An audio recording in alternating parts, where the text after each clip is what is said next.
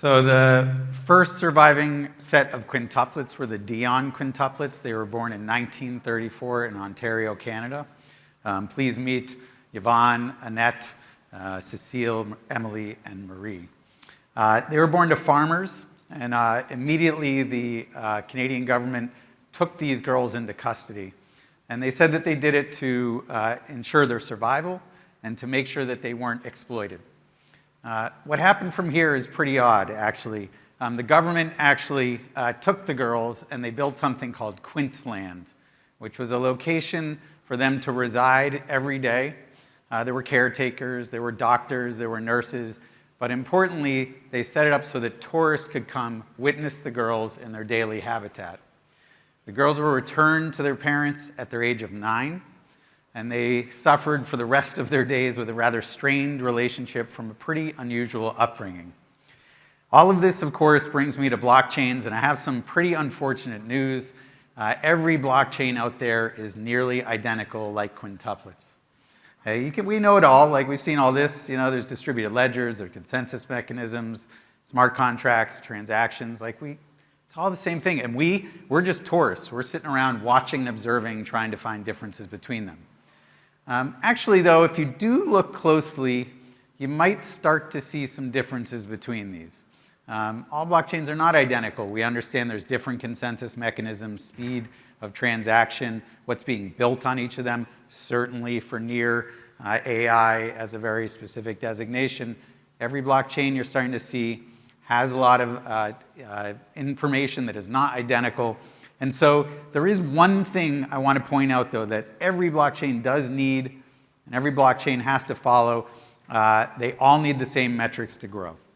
And I'm here to talk about what those metrics are, what the growth tactics are, how you can actually organize them, and if you do that well, how you can use that to increase token performance.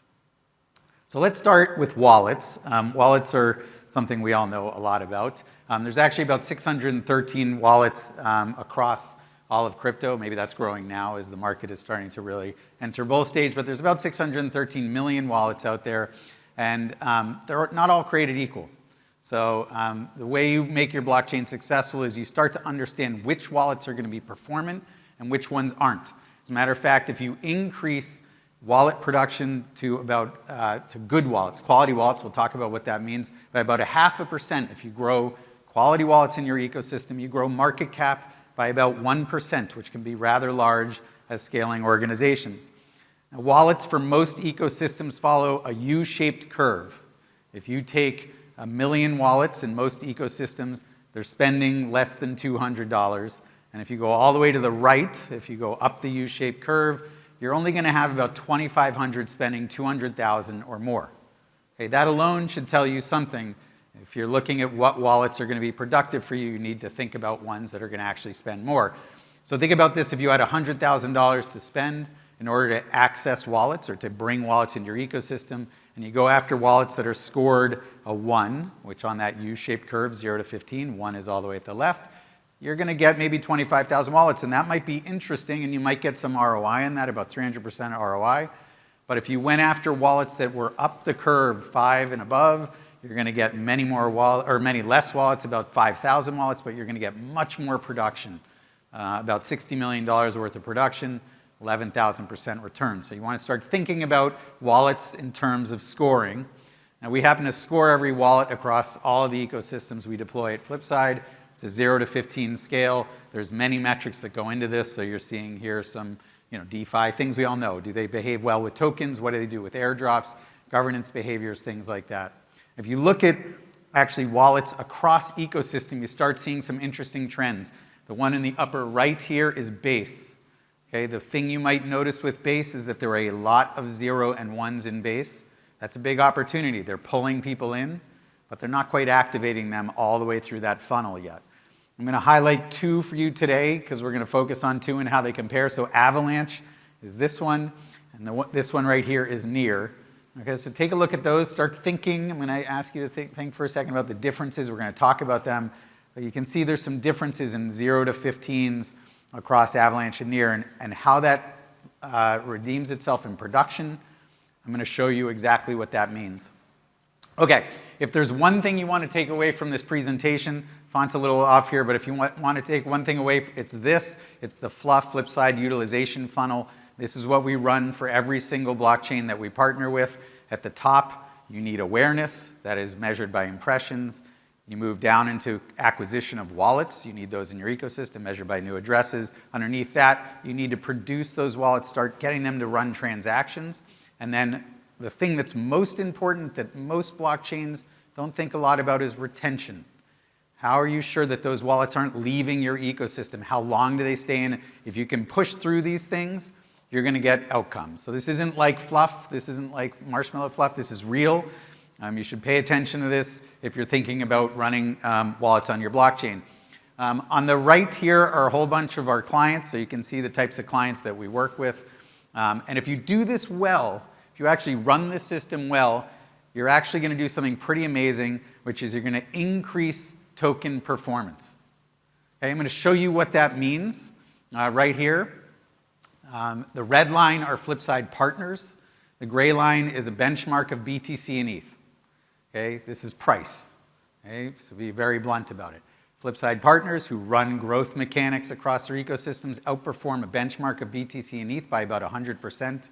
You can do this across any benchmarked 20-peer, tier 1 chains, whatever you want to do.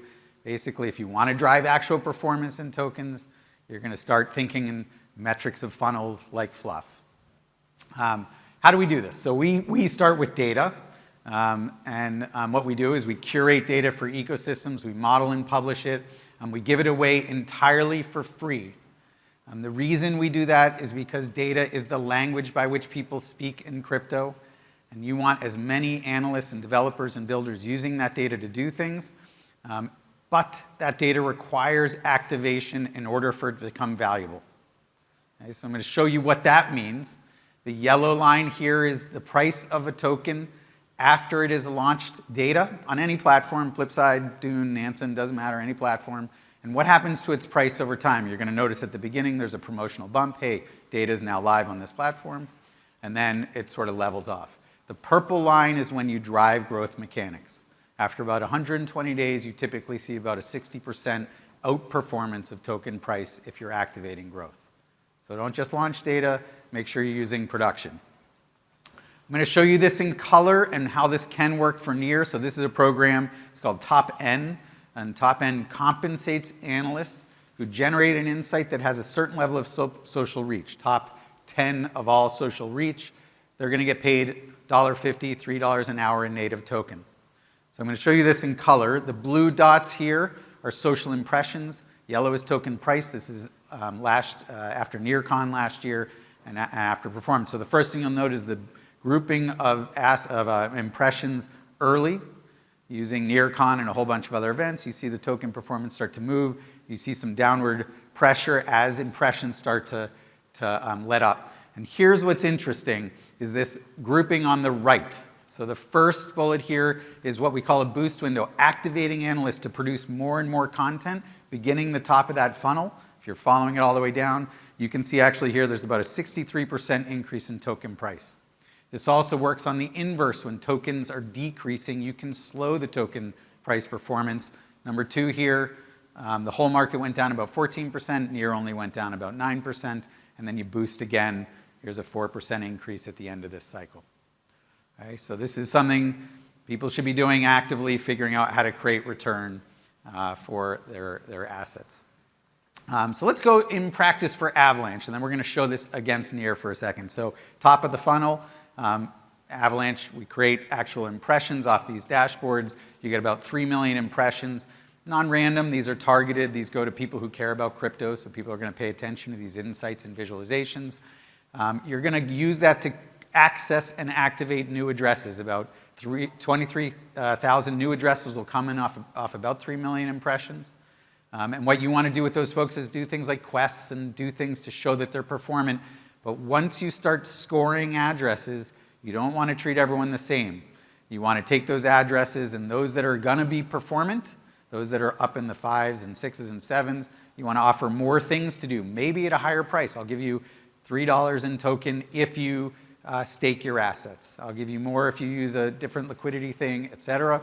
So here's why scoring really matters. okay? It is correlated to market cap. These are ecosystems with wallets with a score of 4+. That's at the bottom. You can see pretty clearly. As those 4+s go up, so does market cap. So does the top of their funnel. Here's NEAR. Okay? Here's something very interesting about NEAR. Most ecosystems have a vast majority of addresses that are zeros. They show up, they will take an airdrop, they will do something, they will go to the next ecosystem. NEAR has what's called a plurality of addresses in ones. Okay? NEAR is extremely good at getting people to start in the ecosystem and begin doing more things in that ecosystem. Okay? That's important. That's really hard to do. Most ecosystems fail at this. But here's where it gets tricky. Okay? What you're looking at here, in the red are addresses that are scored 7 to 15, and pink is 10 to 15. Okay? So you're seeing on the left is NEAR. You're going to see lower in both buckets. NEAR has 30 times the number of addresses that are 1 than Avalanche. However, Avalanche has NEAR has 20% less 7+ addresses. It has 38% less 10+ addresses. Okay, and that's what's impacting FDV. That's what's impacting outcomes, and that's something that needs to change. So we work with NEAR on that. What do you do to change that? 2 solutions. Drive more complex transactions, not basic peer-to-peer transactions, more credit expansion, products like that. You're going to get more people to start to produce. They're going to stick around for longer. You're going to get more of those high-scoring addresses and outcomes. Okay, now you may be asking yourself from earlier, Flipside produces data for NEAR. It gives it away for free. It's impossible for us to make money. That doesn't seem like a good business model. Here's how we make money. 10% of treasury should be used to drive growth.